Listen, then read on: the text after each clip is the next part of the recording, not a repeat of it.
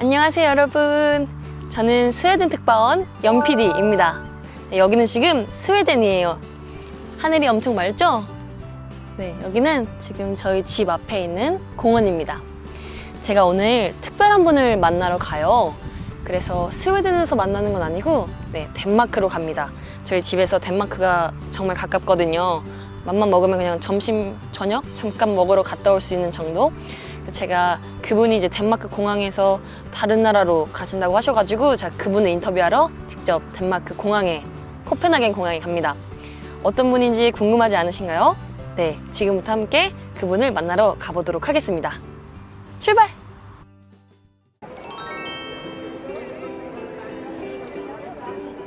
네, 여러분, 저는 지금 코펜하겐 공항의 한 카페에 와 있습니다. 아까 제가 아주 특별한 분을 만난다고 했죠. 오늘 소개해드릴 분, 그리고 저와 함께 이야기를 나눌 분은 바로 안건님입니다. 이제 제가 이번 학기에 이룬 저만의 굉장히 큰 성취에 대해서 말씀을 드리려고 하는데요. 저는 2점대 학점에서 지금 4.12, 그러니까 거의 꽈탑급의 학점으로 상승이 됐고요. 수업을 정했습니다. 그래서 실제로 단 하나의 수업도 빼놓지 않고 모든 수업에서 질문을 했는데요.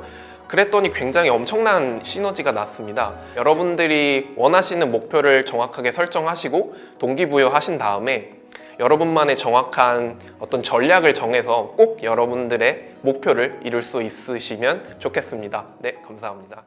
건희 씨 간단하게 한번 소개해 주실래요? 네, 안녕하세요. 저는 안건이라고 하고요. 체인지 그라운드 및 뼈아대 신박사TV 애청자인 저도 졸꾸러기이고요. 서울대학교 재료공학부 다니고 있는데 지금 핀란드에는 교육학을 배우러 왔어요. 원래 옛날부터 교육에 되게 관심이 많았고, 사실 관심이 많으면 불만도 많잖아요. 그래서 한국의 교육에 사실 불만이 되게 많은 사람이에요. 아하. 그래서 우리가 어렸을 때부터 뭔가 열심히는 하는데 되게 스트레스 받는 애들도 많고, 그래서 근데 항상 그때마다 비교를 됐던 게 핀란드의 교육이란 말이죠. 그래서 그 핀란드의 교육은 대체 어떤 비밀이 숨겨져 있나 궁금해서 여기 핀란드로 이제 교육학을 배우러 와서 공부하고 있는 안건이라고 합니다. 반갑습니다. 제가 스웨덴 교환학생을 한 4년? 5년 전에 갔었는데 원래 핀란드로 가고 싶었는데 제가 영어 점수가 안 돼가지고 스웨덴을 간 거거든요. 그래서 오늘 건희 씨의 이야기가 아주 흥미로울 것 같아서, 건희 씨가 오늘 어떤 이야기 혹시 준비하셨나요? 제가 이제 핀란드에서 한 6개월 동안 교육학을 배웠잖아요. 그러면서 가장 느낀 점들, 그리고 여기가 다른 게 뭐가 있는가, 교육에 있어서 우리나라는 그럼 과연 어떤 점을 보완할 수 있는가, 이런 거 위주로 얘기를 해야 될 것 같고요. 그리고 여기 와서 특별히 제일 깨달은 것 중에 하나가 사실 교육이라는 게 사회랑 떼어놓을 수가 없는 관계인 것 같더라고요. 닭이 먼저냐 알이 먼저냐 사실 그 수준인데, 그러다 보니까 사회를 사실 많이 살펴봐야 돼요. 그래서 한번 사회에 대해서도 먼저 좀 이렇게 살펴본 이후에 그 다음에 그로 인한 어떤 교육에 대한 거에 대해서 이제 이야기를 해보면 좋을 것 같습니다. 야, 저 듣기만 해도 지금 벌써 흥미로운데요. 그래서 지금부터 건희 씨의 이야기를 한번 들어보도록 하겠습니다. 자연스럽게 건희 씨가 느낀 것들, 네. 경험한 것들 해주시면 될 것 같아요. 네, 일단은 이제 먼저 생각을 해보면은 사회에서 가장 사회의 어떤 특징들 중에서도 좀 교육에 영향을 줄 수 있을 만한 것들을 제가 좀 꼽아서 한번 생각을 해봤는데요. 일단은 먼저 슬로우 라이프에 대해서 이야기를 해봐야 될 것 같아요. 사실 뭐 한국인의 특성이라고 하면 흔히들 빨리빨리 뭐 이런 얘기들을 많이 하잖아요. 근데 이제 핀란드는 슬로우 라이프로 되게 정의를 할 수 있을 것 같아요. 그래서 한국인으로서 사실 이제 핀란드에서 살다 보면은 뭐가 이렇게 다 느려요. 이렇게 뭐 빠릿빠릿한 게 없어요. 다 엄청나게 느려요. 뭐 예를 들면은 뭐 제가 이제 소아스라는 이제 핀란드에서 운영해주는 정부 이제 학생 지원 아파트 같은 데서 살거든요. 근데 거기서 이제 등이 한번 나갔어요. 등이 나갔다고 여기에 고쳐달라고 하는데 한 3주가 걸리더라고요. 3주? 네, 그리고 뭐 예를 들어서 뭐 콜센터에 이제 한번 전화를 한다.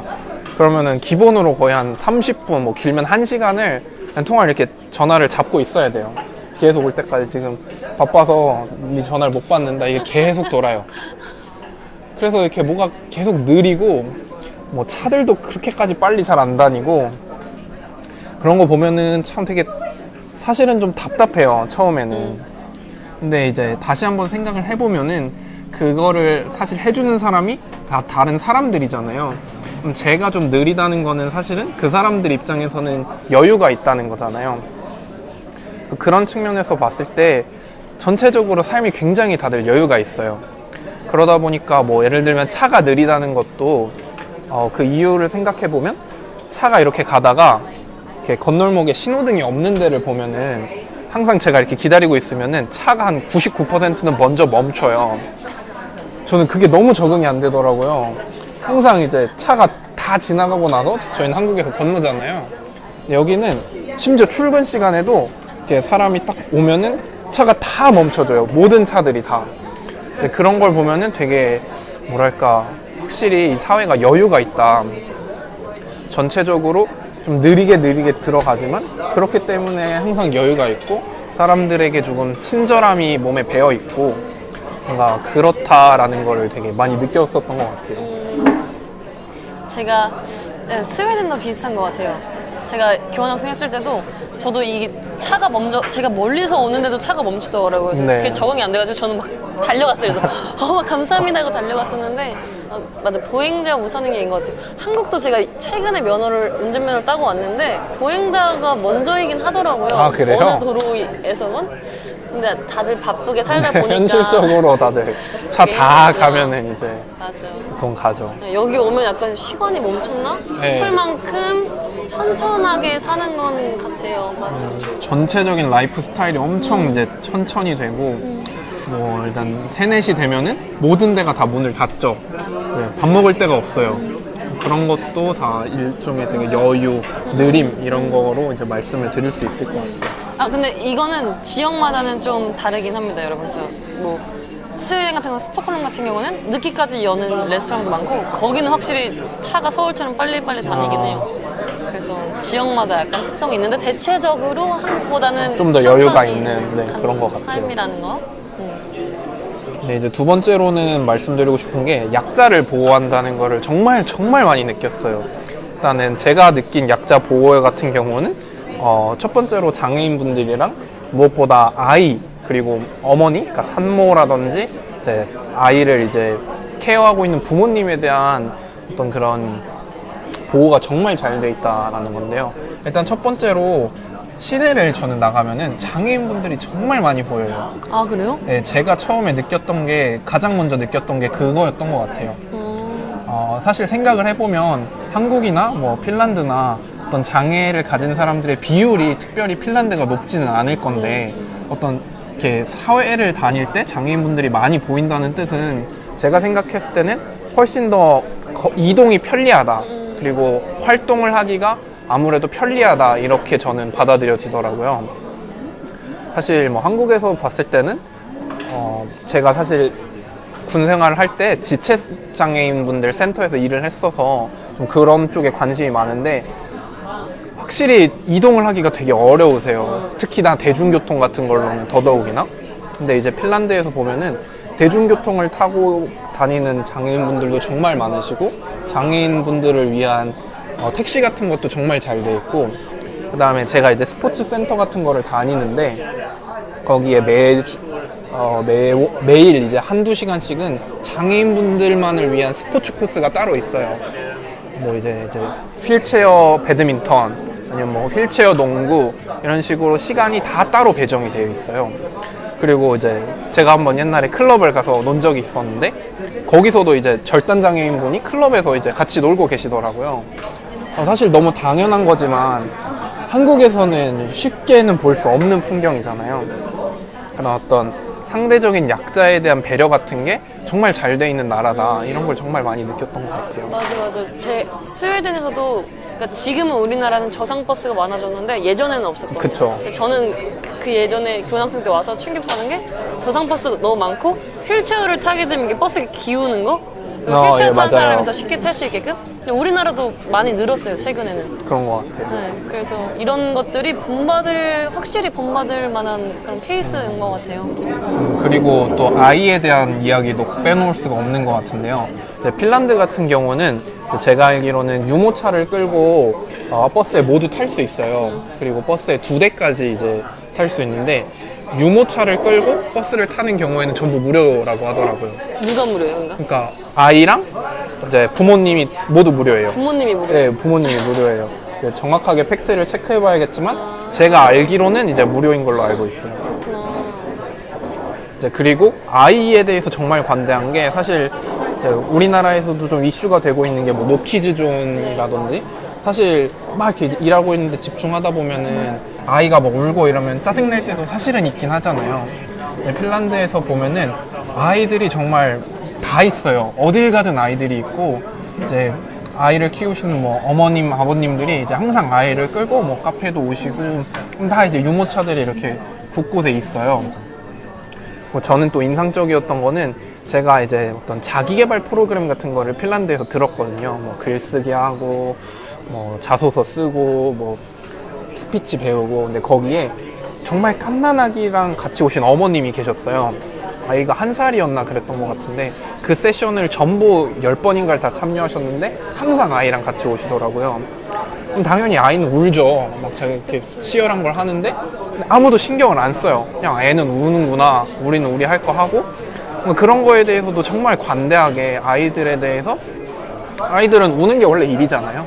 우는 게 놔두고 어머님들이 되게 쉽게 뭔가 그런 활동에도 참여할 수 있고 그렇게 참 배려가 정말 잘 되어 있는 나라인 것 같더라고요. 제가 지금 건희 씨 얘기 듣고 생각난 게 건희 씨도 그래서 한번 썼었던 것 같은데 제가 여기서 헬스장을 다니고 지금은 이제 크로스핏 체육관을 다니는데 와서 깜짝 놀랐던 게 헬스장에 막 우리 이제 그 기계 있고 그 크로스핏에서는 역도 들고 이렇게 하거든요. 네네. 역기 들고. 근데 거기 항상 유모차가 있어요. 엄마, 부모님들이 내가 자식 키우느라 나 운동도 못하고 이런 게 없고 그냥 데리고 와서 운동하면 되지.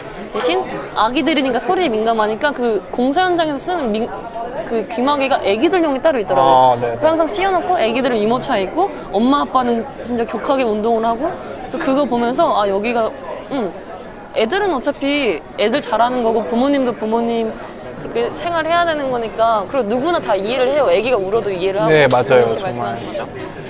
그래서 저도 지금 건희 씨 들으니까 그런 얘기가 떠오르네요. 아기 키우기가 좋고 그리고 아기 키워서 이제 부모님이 이제 뭐 포기하는 것도 없고 다 네. 균형을 잘 이루어가는 것 같습니다. 특히 이제 핀란드 같은 경우에는 이제 아이를 낳게 되면은 아기 상자라는 거를 줘요. 모든 이제 정부에서? 네, 정부에서 그냥 아이를 딱 낳으면 아기 상자라는 걸 주는데 거기 이제 모든 게 다 들어 있어요. 이제 아이들 이제 필요한 뭐 신발부터 해가지고 아이들 옷, 그 다음에 뭐 어머님이나 아버님을 위한 되게 그런 사소한 용품, 기저귀, 아이들 위생용품, 그 다음에 뭐 아이들 옷부터 시작해서 모든 게 그냥 다 해가지고 이렇게 아기들 침대나 담요로 쓸 수 있는 걸로 이렇게 담아가지고 모든 어머님들한테 준다고 하더라고요.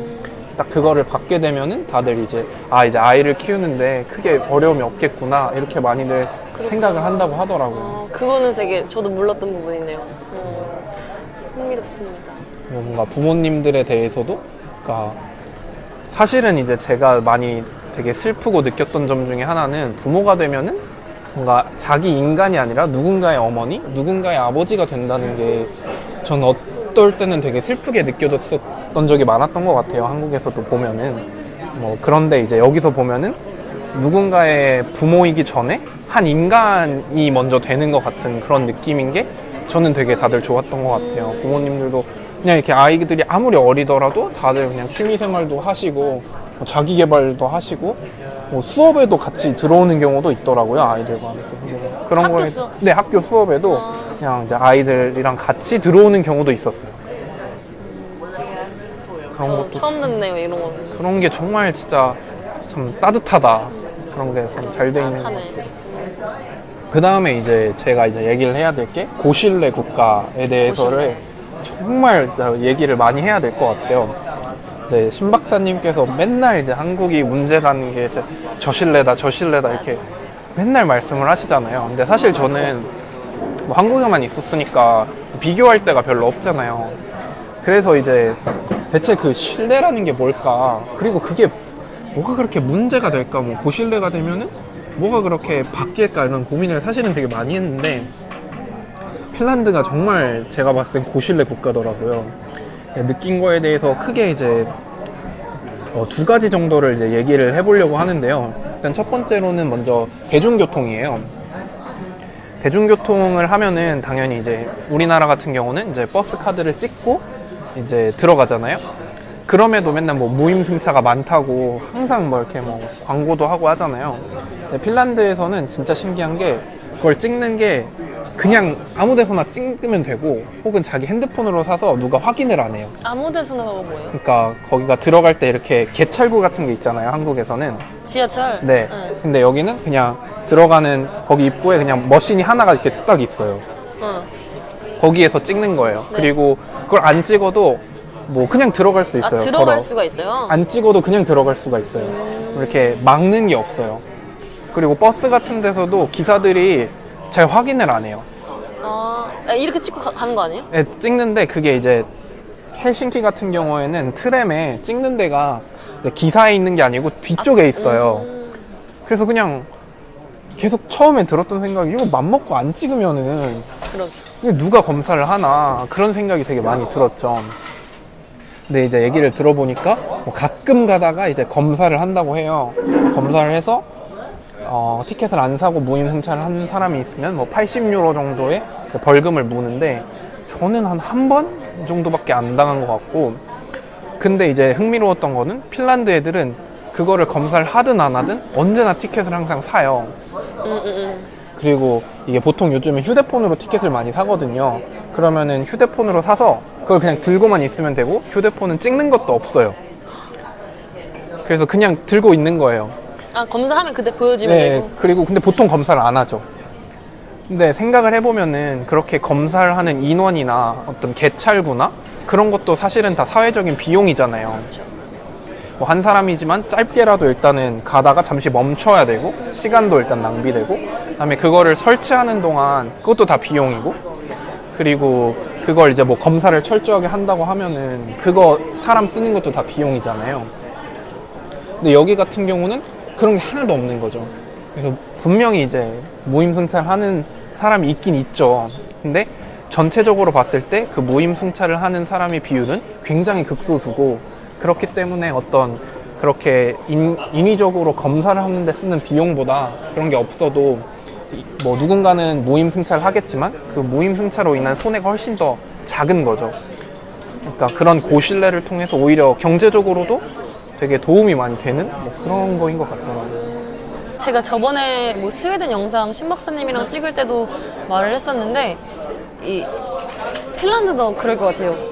스웨덴은 정부에 대한 신뢰가 굉장히 강해요. 맞아요. 내가 낸 세금이 제대로 쓰일 거다. 이게 뭐 부패로 가거나 이 정치인들이 내가 낸 세금을 갖고 장난치지 않을 거다라는 생각을 확실하게 갖고 있어요. 정부도 그거를 위해서 최선을 다하고 있고, 그래서 정부가 국민을 믿고 국민 정부를 믿으니까 국민끼리도 더 신뢰하고 이 나라 문화 자체가 그냥 고신뢰가 되지 않을까. 네, 이것도 이제 같이 연장선에서 바로 이야기를 하면 될 것 같은데, 네. 그래서 이제 복지 국가에 대한 이야기를 해야 될 것 같아요.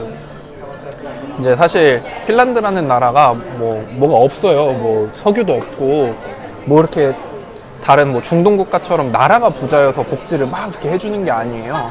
그럼 이 돈이 어디서 나겠느냐? 당연히 세금에서 나오겠죠. 정말 세금이 정말 말도 안 되게 비싸요. 최고 세율이 이제 67%. 이제 물론 구간별로 다르지만 이제 그냥 주변에서 일하는 친구들 얘기를 들어보면은 뭐 이것 치고 저것 치고 하면은 대충 30% 중반에서 40% 정도를 세금으로 내는 것 같아요. 사실 엄청나게 큰 금액이잖아요. 이제 거의 일하는 거에 40%를 내는데, 근데 이제 얘기를 들어보면은 세금을 내는 거를 전혀 아까워하질 않아요. 일단은 말씀하셨던 것처럼 근데 정부에 대해서 이 세금이 되게 좋은 곳에 쓰일 거다라는 믿음이 되게 확고하게 있기 때문이고, 그다음에 두 번째로는 다 핀란드에서 자란 사람들의 경우에는 이제 대학교까지 이제 석사까지 전부 무상교육이고, 심지어 이제 대학을 가면은 공부 열심히 하라고 나라에서 한 500-600유로 정도를 매월 줘요. 그냥 공부 열심히 하라고. 우리나라는 등록금을 내고 생활비는 자기가 벌어서 써야 되는데 여기는 등록금은 공짜에 생활비는 이제 공부 열심히 해라 하면서 돈을 주죠. 근데 그런 거를 받고 자라다 보니까 세금을 내는 거를 전혀 아까워하지 않는 것 같아요. 내가 다시 돌려준다는 네, 거. 그런 느낌이 받은 거를. 강하더라고요. 또 이제 대학에 대해서 이제 통계를 찾아보니까 95.9%가 이제 대학교에서 이제 장학금을 받고 있다고 하더라고요. 아, 핀란드 학생들이요? 네, 네, 그렇죠. 장학금을 그러니까 받는데요? 장학금이라는 게 이제 지원을 받는다는 거죠. 응. 무료고 당연히. 아. 그 다음에 어떤 생활비의 보조라든지, 그 다음에 뭐 지원, 주거 같은 것도 지원을 받고, 그래서 어떤 통계적인 거를 비교해 보면은 거의 모든 학생들이 장학금, 그러니까 일단 교육은 무료고 그 이후에 용돈도 다 거의 대부분의 학생들이 받는다. 그렇다고 하더라고요. 그러다 보니까 이제 뭐 커리어 체인지나 이런 것도 굉장히 쉽게 가능한 것 같아요. 그래서 대학을 가보게 되면은 뭐 30대, 40대 이제 뭐 분들이 정말 많으세요. 그냥 일을 하다가 아 이게 적성에 잘 안 맞는다 하면은 쉽게 커리어를 바꿀 수 있죠. 그러면은 대학 같은 경우도 무료인 경우가 많고, 그 다음에 만약에 커리어를 바꿀 때 본인이 그냥 호불호에 의해서 바꾸는 경우에는 생활비는 따로 안 나오는데, 만약에 이 회사가 문을 닫는다거나 어떤 피치 못할 사정으로 커리어를 체인지해야 되는 경우에는 학부 생활을 할 때 생활비도 같이 이제 준다고 약간 하더라고요. 실업급여 뭐 이런 그런 거죠. 그리고 이제 친구들 보게 되면은 일자리를 찾는 동안은 그 이제 계속해서 이제 회사에 어떤 일자리를 찾는 노력을 내가 하고 있다는 거를 보여주게 되면은 한 900유로? 그러니까 우리나라 돈으로 120, 30만 원 정도를 이제 월 계속 받더라고요. 실업수당으로 해가지고. 그런 식으로 워낙에 이제 국가에서 해주는 게 많다 보니까 세금을 내고 이런 거에 대해서도 부담을 거의 느끼지를 않는 것 같더라고요. 핀란드 같은 경우도 유니버시티를 가는 것보다 UAS라고 해가지고 University of Applied Science, 우리나라로 치면 전문대학 같은 느낌이긴 한데 좀 뭐 기술대학? 그런 거죠. 뭔가를 배우는 건데 네, 이제 기술을 배우는 특화해서. 대학인데 오히려 거기를 가는 게 돈은 오히려 그쪽이 더 많이 번다고 하더라고요. 그래서 거기는 전문대학의 느낌인데, 그래서 딱히 어떤 대학을 가야 한다 뭐 이런 개념이 별로 없는 것 같아요.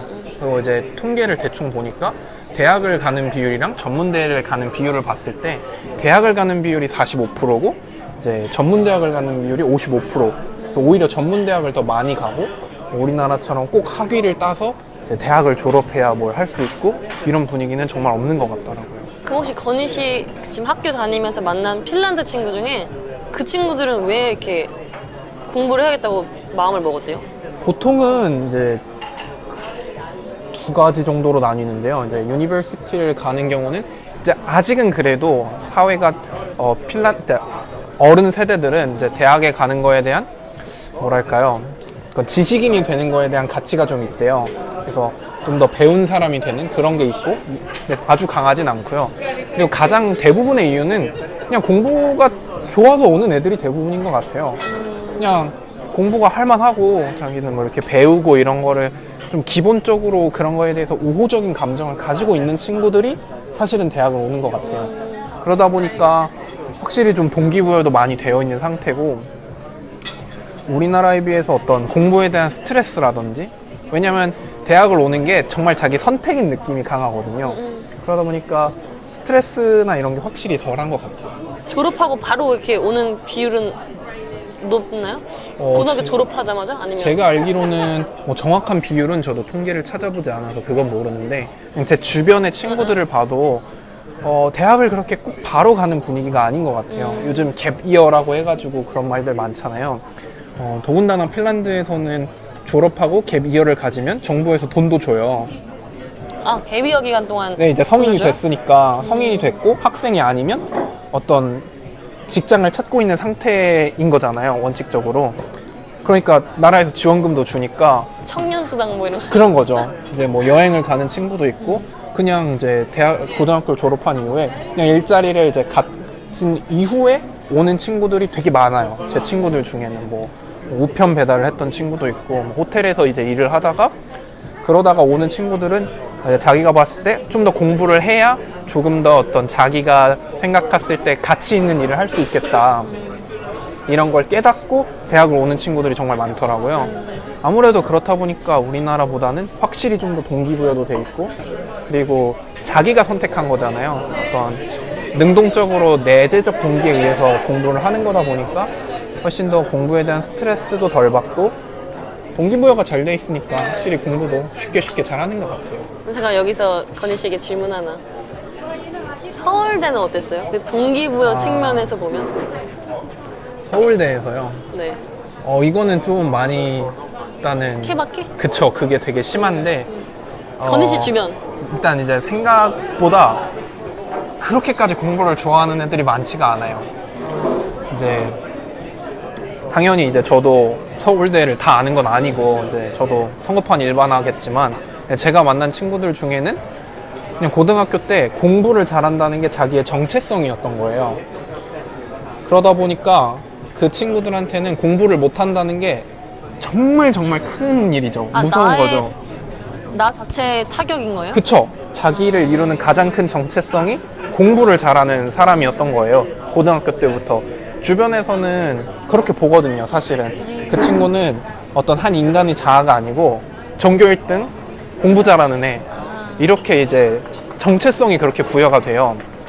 그걸 이제 유지하고 싶어서 공부를 하는 친구들이 정말 많죠. 그러다가 이제 대학에 오면은 이제 다 그런 애들만 오잖아요, 서울대는.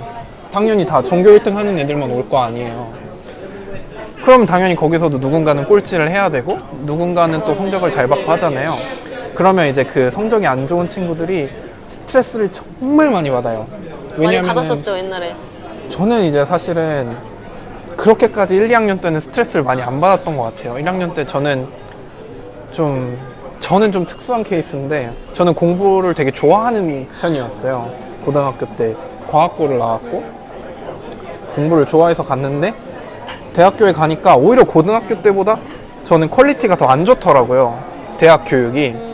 고등학교를 과학고 특수한 교육을 받다 보니까 그러니까 너무 수업도 한 100명씩 수업 듣고 그러니까 그런 뭔가 측면에서 재미가 없는 거예요. 네네네. 교수님이랑 컨택도 없고 그러다 보니까 이제 수업도 많이 안 듣고 그랬죠.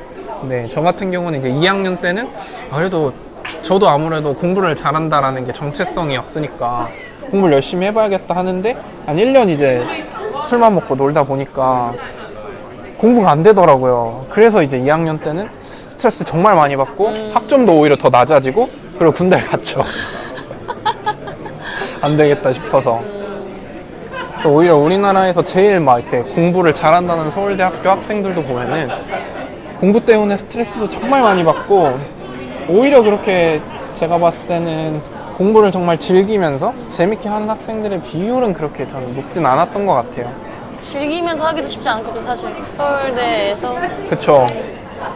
네, 이제 사회에서는 마지막으로 어떤 스타트업이라든지 도전 정신 이런 거에 대해서 이야기를 해보려고 해요. 이제 스타트업 포럼 중에 이제 스타트업 하시는 분들한테는 제법 유명한 것 같던데 이제 슬러시라는 포럼이 있는데 그게 매년 핀란드 헬싱키에서 이루어진다고 하더라고요. 그 다음에 핀란드 같은 경우에 단위 인구당 스타트업에 종사하는 이제 스타트업을 하거나 창업을 하거나 그런 사람들의 비율이 전 세계에서 가장 높은 게 핀란드. 그 다음에 어떤 골룸버그 이제 어떤 혁신 지수에서 전 세계에서 핀란드가 3위라고 하더라고요. 그런 걸 보면은 되게 스타트업이 많고 어떤 거를 그냥 자기가 이렇게 친구들이랑 얘기를 하다가 뭐 아이디어 같은 게 있으면은 많이 도전을 하는 편인 것 같아요. 핀란드가 지금 가장 핫한 거 두 가지가 디자인이랑 코딩이거든요. 이제 컴퓨터 쪽 프로그래밍. 그 두 전문 하는 애들이 정말 많아요. 그 친구들끼리 이제 모여가지고 창업을 많이 하죠.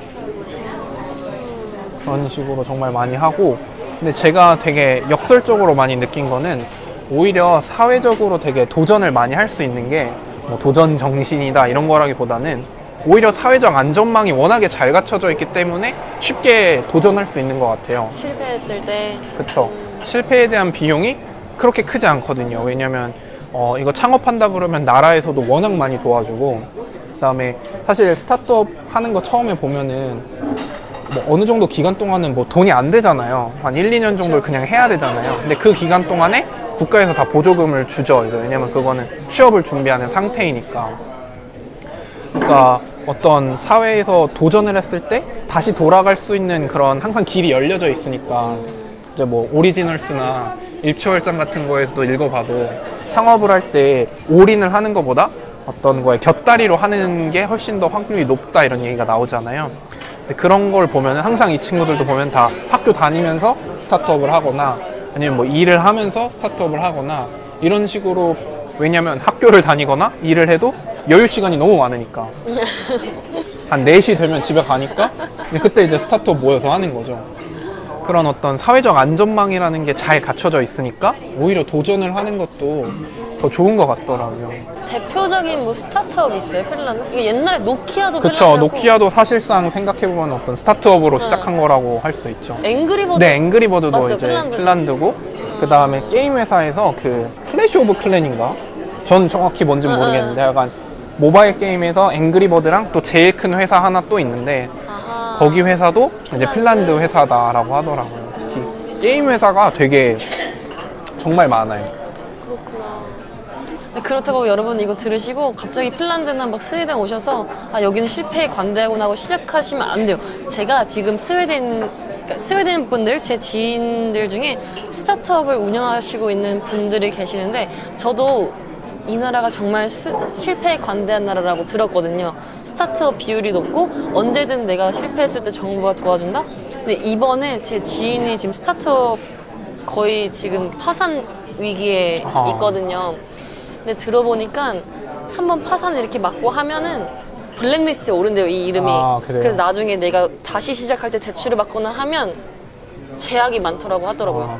그러니까 뭐 실패에 관해서는 상대적으로 우리나라보다는 관대할 수 있지만 어쨌든 실패는 실패라는 거. 그러니까 여러분들 만약 하실 거면 체계적으로 준비 잘 하시고 아까 말했던 그런 오리지널스 덜 실패하는 것 같은 것도 많이 공부하셔야 된다는 거를 꼭 아셔야 될 것 같아요. 네, 상대적으로, 이제 상대적으로. 확실히 좀 관대한 편이다. 음. 네, 이어서는 이제 제가 교육에 대해서 이제 네. 이야기를 해볼 것 같은데요. 네, 국제 교사가 되는 커리큘럼의 수업을 들었어요. 교사가 되는 친구들이잖아요. 이 친구들이랑 수업도 같이 듣고 얘기도 많이 나누고 자기가 느꼈던 어떤 학교 생활 이런 거에 대해서 많이 물으면서 제가 느꼈던 거에 대해서 한번 이야기를 해보려고 해요. 네, 좋습니다.